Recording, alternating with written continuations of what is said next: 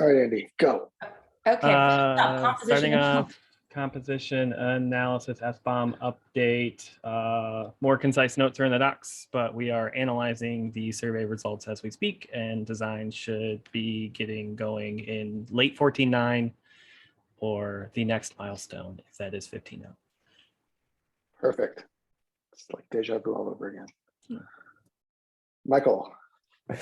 Yeah, so the dependency scanning banner image is currently on hold. The design's actually done for that, but there's a separate issue that Nicole's looking at potentially tackling in favor of doing that one right now.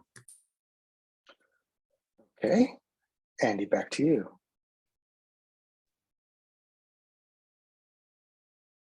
Yes. This one? No idea.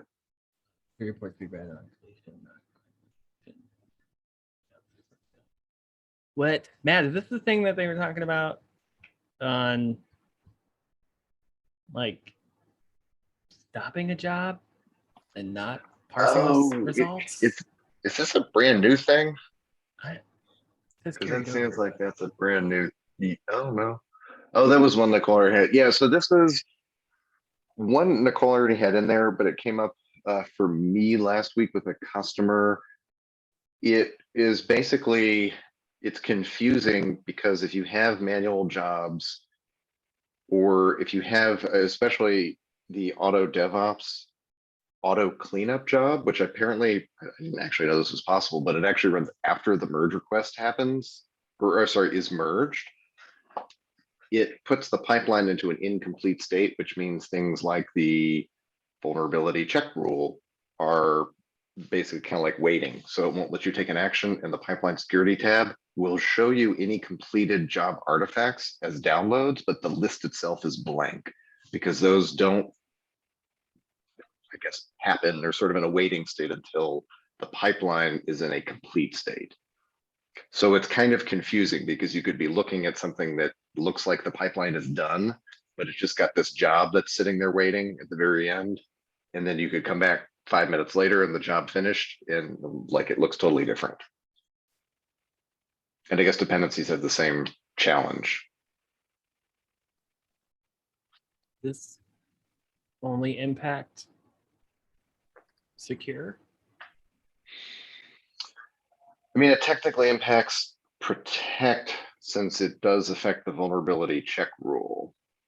And that was one of the specific pieces of feedback from the customer was you could see it would look like everything was done. There were no vulnerabilities, but it would sit there and tell you, you can't do anything because you need approval basically. But it was because of that final cleanup job. And once the cleanup job had completed and he would go back to it, it looked like everything was fine.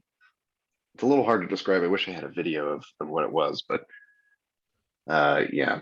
As long as it's scoped to secure jobs and not like a verify or release stage thing, then that's okay. They have a similar problem. James Heimbrook, I asked him about this, but yeah, I mean, we only care about the secure and protect jobs here. Dig into it. You know, I think the only short-term fix for that is messaging in the UI, because otherwise we would actually have to create some sort of configuration that would allow the behaviors of the individual features to trigger even when the pipeline was in an incomplete state. Got it. Okay. All right, that makes sense. And these delivery dates are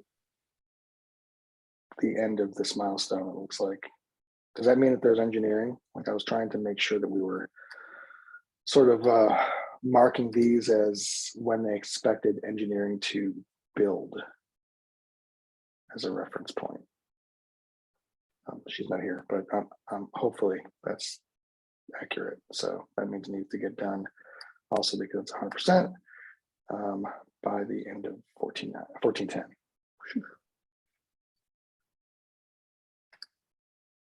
All right, Becca, I know you're writing, but this one's got your name on it.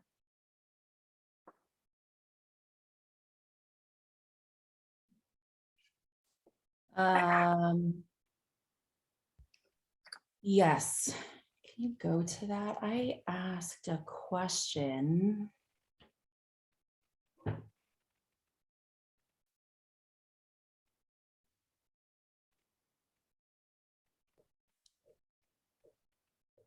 Similar, we want to warn people. Okay.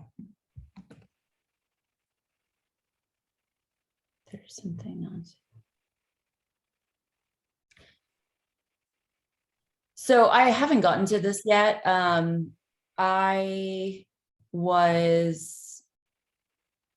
need to look into this. I opened that issue to about like collaborating with TAMs, and no, it was the issue that was trying to make more of a direct connection with customers and doing solution validation directly with customers. And then TAMs got a hold of that, and then we're like, oh, you should open up this issue. And then I've been like pinged by TAMs like, oh, if you want to talk to this customer. So I got kind of pulled into that solution validation world. I need to get back to this. Okay. Well, I mean, technically it's not due until the 15th or the 15-0 milestone, so there's time. Yeah. So I It's don't more have. of are you prepared to work on it? Do you have an idea of what the weight should be? That kind of thing, because it looks like Nicole's hoping for it to be a priority by the end of 1410. Yeah. And okay. is one accurate because it's not in the actual issue.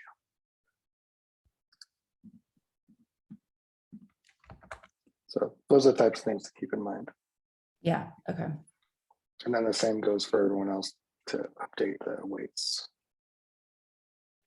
I also had 6 merge requests assigned to me for UX review. Today? No, just like Oh. in the last week and a half. So I've just been. Is that for plan or creator, whatever Alexis is in, or is that for Camellia? Mostly plan, like community contributions. Okay, that's weird that you're the only one getting pinged on that. I've had a few. I think I've had like 6 or 7 as well. I've only had a couple myself. So weird how they're prioritizing that. It's probably, I don't know if it's random. It's supposed to be roulette style. So, all right, well, we can talk about that afterwards. And then there's a few nice to haves. There's several nice to haves. I think Nicole just wants to keep a decent set of backlog in this table. So if anyone's able to pick up stuff. Can you click on 99 that? priorities. Can you click on that add filters grouping to the dependency list page? I'm guessing she just wants to inherit whatever we do on the vulnerability report.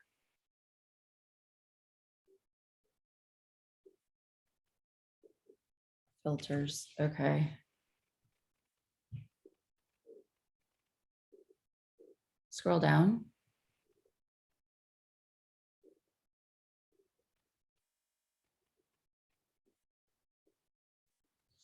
Yeah, okay. Well, this will probably be influenced by what we do on the vulnerability report.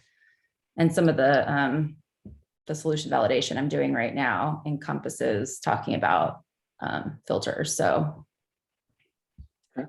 I guess it would make sense probably for me to pick that up later. All right. We'll keep an eye on it. Once we know what the plan is for everyone else, we can always go back to these nice to haves and see if anyone has time. All right, container security. Is this Tim Rizzi? Yes. Okay. Yeah, I thought that Tim and Katie were taking that one on, that solution validation. Okay. I remember that discussion. So if you need this by 15.2, is there any idea when Like, how much do we need to stay on top of them, I guess, is what I'm wondering.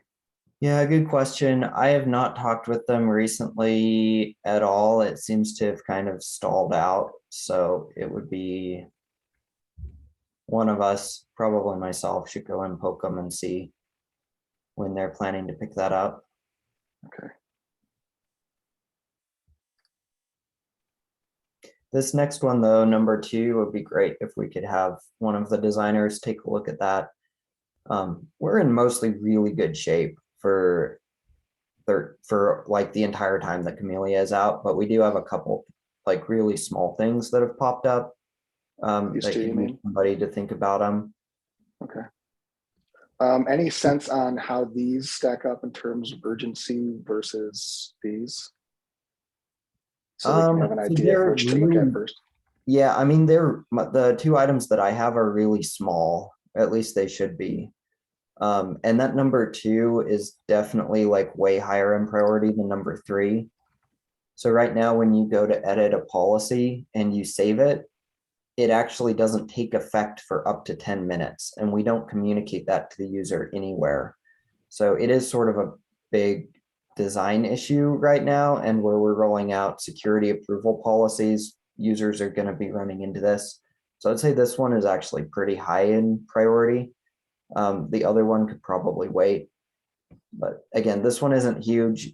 It's probably just like a banner, or I don't know, you'll design the solution, but it seems pretty small in scope, but also pretty important. Why does it take 10 minutes to save something?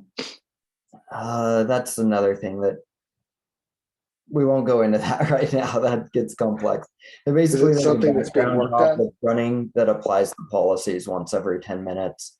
They're not able to apply it instantly for a lot of reasons on the back end that will eventually be resolved, but are not right now. Fair enough. All right, so this top one is much more need. This is almost like I wonder if we should put both like muscle and then 100. Would that be confusing? Yeah, I copied this over from 14.9, but yeah, it's definitely going up in priority, so I probably should update that here. Okay. But yeah, if we could get somebody to pick that one up, that would be awesome. Okay. Keep that in mind. Let's I'll just hang on. I'll update the 100% now.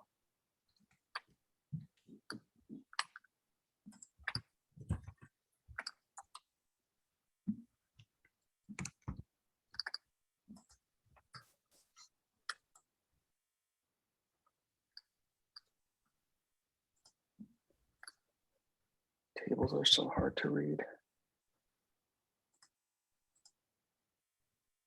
Okay, here we go. Dast. Yeah, so DAS for 14.10 is going to be largely a continuation of kind of some of the stuff we've had going on prior. So I'm doing a problem validation around security configuration for CI/CD, where we just opened a new round of recruits for that. And so I have a feeling some of those sessions will spill over into 14.10. And then there'll be a lot of analysis in terms of just looking over the sessions and kind of pulling out insights and stuff of that sort. Other than that, there is existing the DAS pre-flight config validation designs. I haven't yet started on that, but I should be able to get some traction later in this milestone within the next couple of weeks. So I think there'll be a little bit of finishing the design and then running that through solution validation. That would be number 3 there. Okay. And then I guess jumping up to the very first one on this list. So both the solution validation for the DAS config improvements I should be complete by this. So those should be knocked off the list. And then there may be a few design tweaks and stuff in 14.10 based on what we find there, but very, very limited. And then jumping down to number 4, I haven't mentioned yet, that should be completed during this milestone. And then after that, number 5 is sort of a continuation of looking at the DAST redesign. So looking a little bit more into profiles and how they can expand to other scanners and kind of looking at a future state of what those are going to be. Okay. So those are primarily the main initiatives for DAST. So, but I also Okay. haven't touched base with Derek in a couple of weeks on if there's anything else he wants to squeeze in for 1410. Okay, so there's gonna be some carryover, and then you need to check with Derek, see if there's anything new. Yes, exactly. What about for SAST? SAST is largely the same thing where probably be working on the UX roadmap for that. And I know there's definitely going to be a need for just some front end work coming up soon. So I don't know if Connor has something that he wants me to start working on. But largely at this point, it's still kind of on hold. Okay, that was a good point that you brought up the roadmap stuff. Mhm. So that will be something that will likely come into play. Is that accurate, Andy, due to timing? Could be, yeah. So that would end up Yeah. being a OKR extra. Yeah. Slash, well, it's a little bit OKR, a little bit group. AR, few KRs. Yeah. So we'll bear that in mind when you update your capacity. Yeah. Keep in mind that that one is likely going to be part of 1410. Yeah, because the KRs are quarterly, so they're all off of our normal. Yeah, that's fun. That's fun. All right, vulnerability management.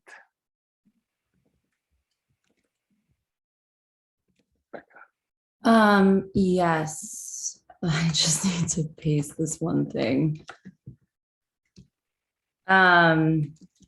So I am going through solution validation right now with regard to grouping and saved customized views on the vulnerability report. I need to open a dedicated solution validation issue. I have a draft, it's in a draft state right now. But I am trying to get some customers. Matt and I chatted with two people for with Carfax a couple days ago, and it was really great feedback. So I am looking forward to more of those. I'm also talking to a couple of internal security engineers to get their perspective as well. So those are moderated sessions. And then there will be more iterations on the designs, those two design issues. There's just a lot of other like kind of tertiary discussions going on, like about pagination. So Daniel, front-end developer, turned on a feature flag for some of the security engineers and a couple of us in Threat Insights to test out pagination on the vulnerability report.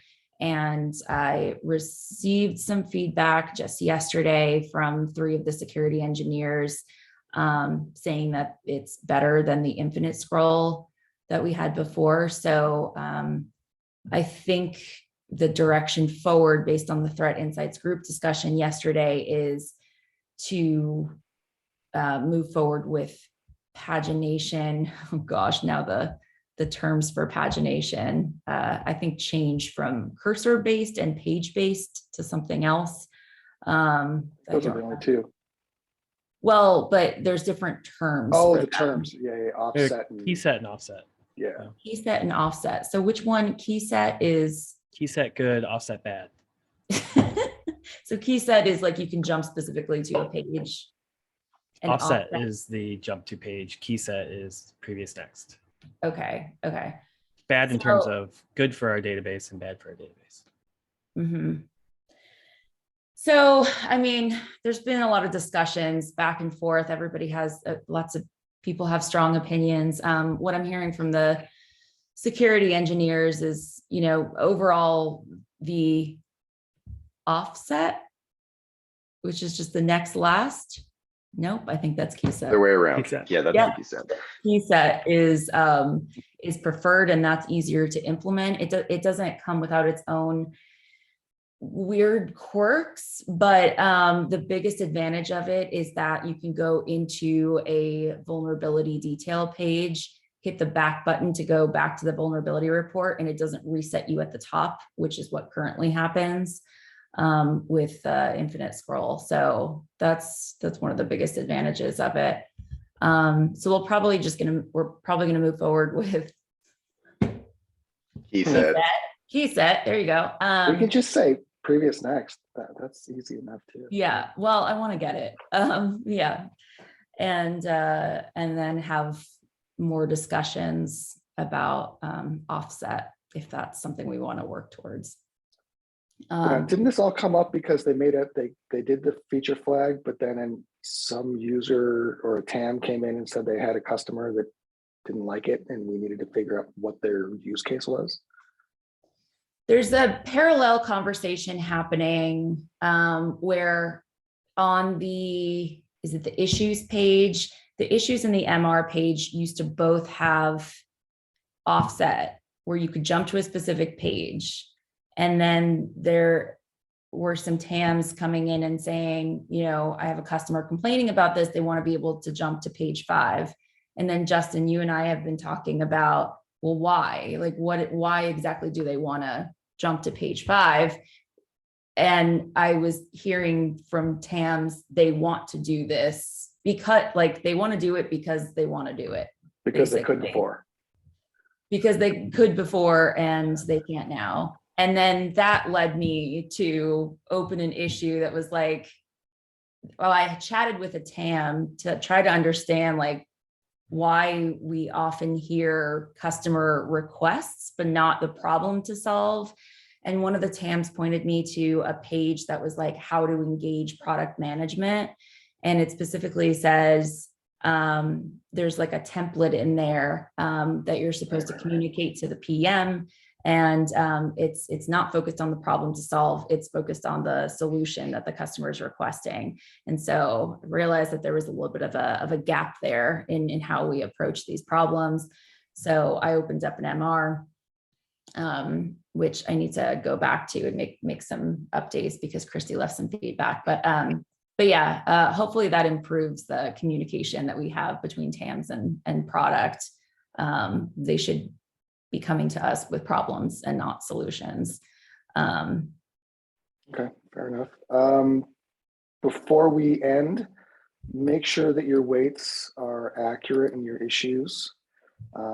Because right now, Becca, it looks like you have 5, 8.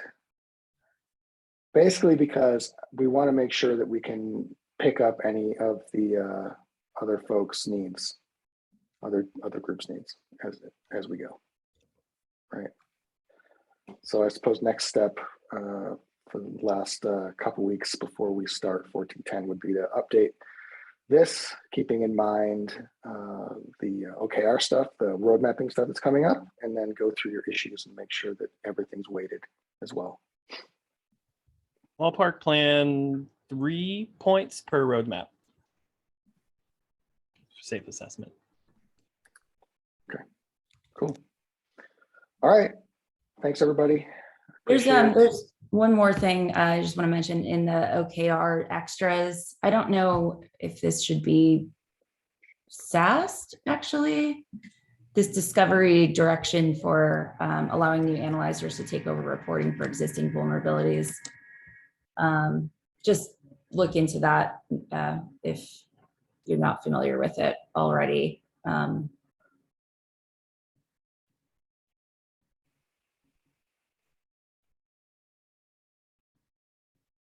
But there's a couple of just ongoing conversations. I could keep posting links in here. So that's going to consume some of my. Is that something you're going to be picking up then? So you're going to. No, just collaborating on, it's not really a design thing. It's just how we want to go about introducing duplicate vulnerabilities potentially.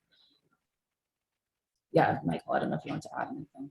Yeah, I was just going to say, I think there may be some design involved eventually, but 2 of the solutions, so there's 4 potential options for how you want to handle it, 2 of which are sort of already in line with the Threat Insights roadmap. and our stuff that Becca's already kind of started or completed design on. So I think it will really depend on design needs based on what we choose for the end solution there.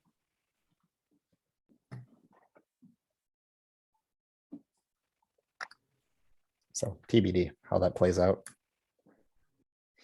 All right, fair enough. Anything anyone else wants to mention? All right, cool. Thanks, everyone. Have a good rest of your day. Like